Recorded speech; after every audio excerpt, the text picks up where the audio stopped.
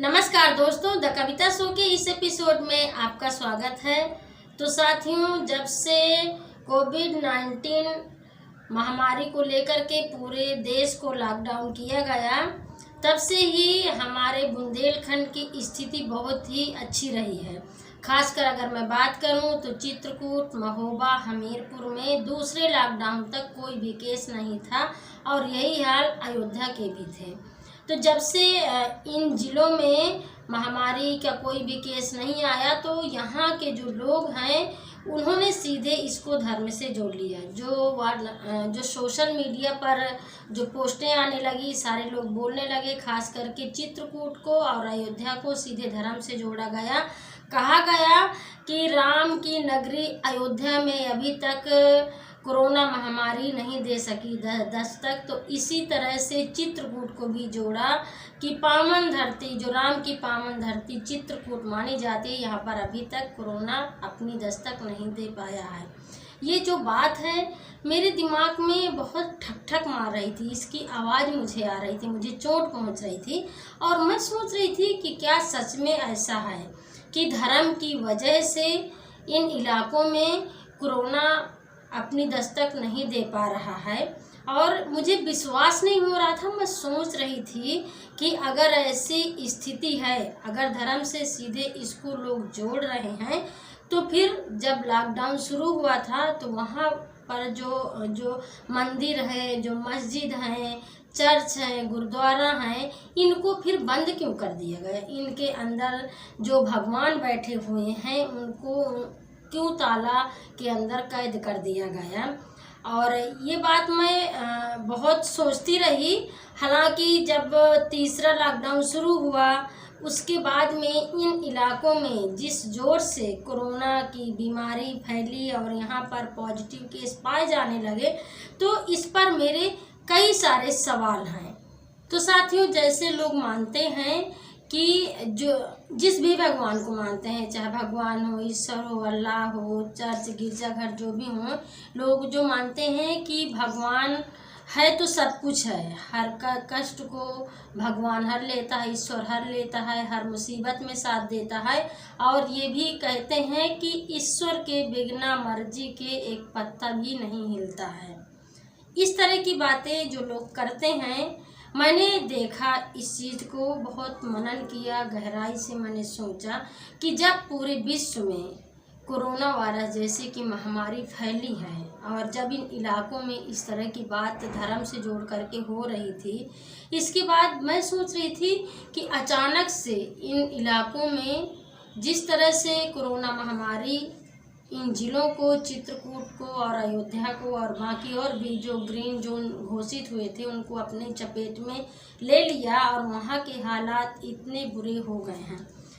मैंने सोचा, और शायद ये आप भी सोचिए, कि अगर भगवान में इतनी ही शक्ति है, इतनी ही हम इस तरह की जो अंधविश्वास को हम मानते हैं, फैलाते हैं और कहते हैं, तो फिर ये कोरोना को हमारे ईश्वर भगवान अल्लाह क्यों मात नहीं दे पाए हैं? मेरा जो मानना है कि हो सकता है मेरी भी आस्था ऊपर वाले की उसमें है, लेकिन मैं अंधविश्वास को न बढ़ावा देती हूँ, न मैं मानती हूँ। मैं बस ये जानती हूँ कि आप भगवान ईश्वर को मानते हैं, लेकिन कोई भी चीज़ तब तक संभव नहीं है जब तक आप मेहनत नहीं करते, आप अपना दिमाग नहीं लगाते हैं। और जो इस कोरोना महामारी में साफ देखा गया है कि अगर कोरोना को मात दे पाया है तो वो है जहाँ पर इंसान ने दिमाग लगाया है, मेहनत किया है, रातों दिन एक किया है, वो है साइंस। साइंस में भगवान की बनाई हुई कोई चीज़ नहीं है, इसको इंसान ने बनाया है। उसमें शिक्षा शामिल है, उसमें जो चीज़ें हैं अपनी मेहनत शामिल है, दिमाग शामिल है, जिसमें से डॉक्टर हैं, अस्पताल हैं, दवाइयाँ हैं, बहुत सारी चीज़ें हैं, जिसकी वजह से कई जगहों पर कोरोना के मरीजों को काबू में पाया जा सका है। तो मैं कई बार ऐसे सोचती हूँ, हो सकता है कि बहुत सारे लोगों को जो मैं बात बोल रही हूँ धर्म के बारे में, वो लोगों को नागवार गुजरेगी। हो सकता है कि लोग मुझे भला बुरा भी बोले और कुछ भी बोलें, इससे मुझे कोई फर्क पड़ने वाला नहीं। जो मेरे अंदर है, जो मुझे ओपिनियन करना है, जो मुझे बोलना है, वो मैं बोलना चाहती हूँ। और मैं आप लोगों के दिमाग में भी ये बात डालना चाहती हूँ कि एक बार आप ज़रूर से इस बात को सोचिए कि क्या सही है क्या गलत है। जब इंसान की बनाई चीज़ ही हमारे ज़िंदगी में काम आती है तो फिर हम इंसानियत की पूजा क्यों नहीं करते हैं, हम इंसान को महत्व क्यों नहीं देते हैं, क्यों हम इतने सारे आडंबर की बात करते हैं, क्यों हम अंधविश्वास का इतना बढ़ावा देते हैं। हालांकि मैं इसमें ये भी बोलूँगी कि शुरुआत हमारी सरकार ने ही किया था कि दीप जलाओ, कोरोना भगाओ, या जब शुरुआत में ये हुआ था कि थाली बजाओ, घंटी बजाओ, घंटा बजाओ, और उसका उद्देश्य कुछ अलग था, लेकिन हमारी जो जनता है उसने सीधे इसको धर्म से जोड़ लिया था। तो खैर ये बहुत सारी चीज़ें हैं और मुझे लगा कि ये वक्त है जहाँ पर इस पे बात करना चाहिए। और ये मेरे मन में ये सवाल था, इसलिए मैं आपके सामने कहना चाह रही थी। अब जिसके मन में जो भी भड़ास हो भैया धर्म को लेकर के, जो भी भला बुरा कहना हो, वो खुली छूट है, जम करके भड़ास निकालिए, जम करके कहिए। कोरोना ने भगवान की नगरी चित्रकूट में एक कोरोना पॉजिटिव व्यक्ति को निगला, तो वहीं पर अयोध्या जो राम की नगरी मानी जाती है, वहां पर भी एक व्यक्ति को कोरोना पॉजिटिव को निगल लिया। महोबा में भी कोरोना पॉजिटिव एक व्यक्ति की मौत हो गई है। चित्रकूट और अयोध्या में अचानक से बाढ़ आ गई है कोरोना पॉजिटिव केसों की, और जैसे ही कोरोना पॉजिटिव केस निकले तो हड़कंप मच गई।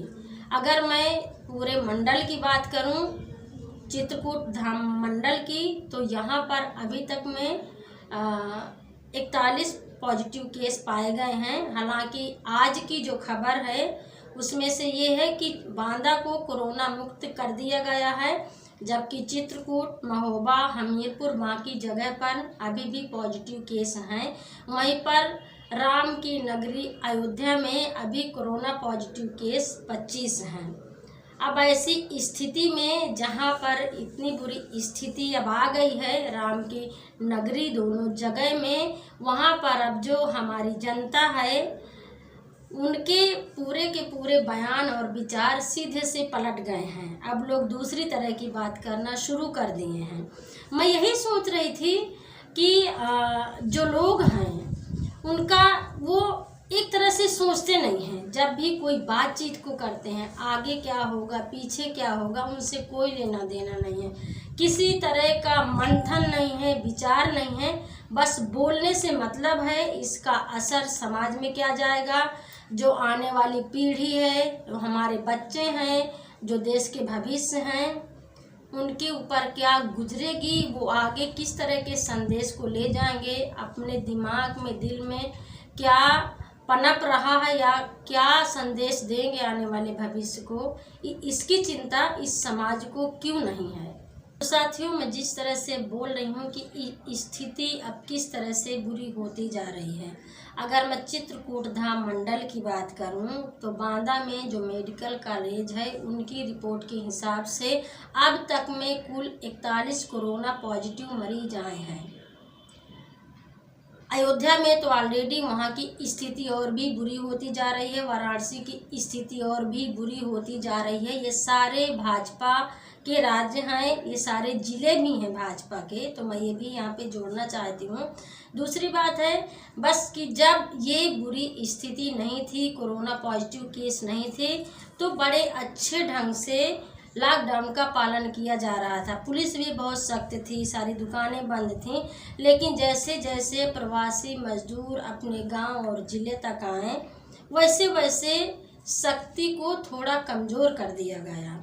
अब अगर मैं आजकल की बात करूं तो सारी मार्केट खोलने का आदेश भी दे दिया गया है। अब ये चिंता की बात है कि अगर मार्केट खुल जाएगी, लोग घर से बाहर आएंगे, संपर्क में आएंगे, तो हो सकता है कि ये बीमारी और भी अपना पैर पसार सकती है।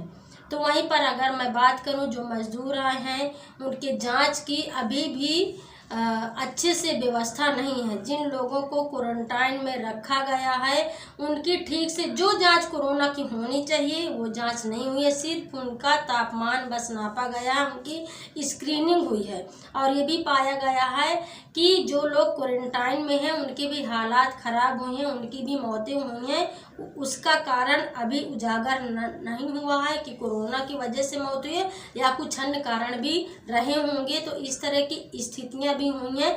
और दूसरी तरफ अगर देखा जाए तो क्वारंटाइन के अंदर जो मजदूर हैं उनको खाने के लिए व्यवस्था नहीं है, पीने का साफ पानी नहीं है, बिजली नहीं है, पंखा नहीं है, दवाइयाँ उपलब्ध नहीं हैं। तो बहुत तरह की चीज़ें हैं। और दूसरी तरफ ये भी कि बहुत सारे जो प्रवासी मजदूर हैं जांच के डर के मारे अपने घर के अंदर तक दुबके हुए हैं। अब हमें और आपको सोचना है कि अब हम इस बीमारी से कैसे निजात पा सकते हैं। ये बहुत बड़ा चैलेंज है, चुनौती है। इस पर चर्चा करने की ज़रूरत है, चाहे जिले के प्रशासन हो, चाहे सरकार हो, चाहे आम जनता हो। क्योंकि अब जो मैं देख रही हूँ पूरी तरह से लॉकडाउन का पालन नहीं हो रहा है। जब से दारू के ठेके खुले, झुंड की झुंड लाइनों में लोग लूट मचा दिए भैया। खाने के लिए मरे इनके घर में नहीं है, लेकिन दारू खातिर कितने कितने गत्तन में दारू आई और उससे अलग अलग तरह की हिंसा बड़ी। खैर बहुत अलग मुद्दा है, इस पर मैं बहुत लंबी चर्चा भी कर सकती हूँ। लेकिन अब आप ज़रूर से बताइए कि अब क्या होना चाहिए जब स्थिति बुरी हो रही है। आपका क्या मानना, आपका क्या सोचना है, आप ज़रूर से अपने विचार शेयर करिए ताकि मैं इसमें आगे भी चर्चा कर सकूं। अगर आपको मेरा ये वाला शो पसंद आया हो तो आप हमारे चैनल खबर लहरिया को लाइक करिए, सब्सक्राइब करिए और शेयर करना ना भूलिए।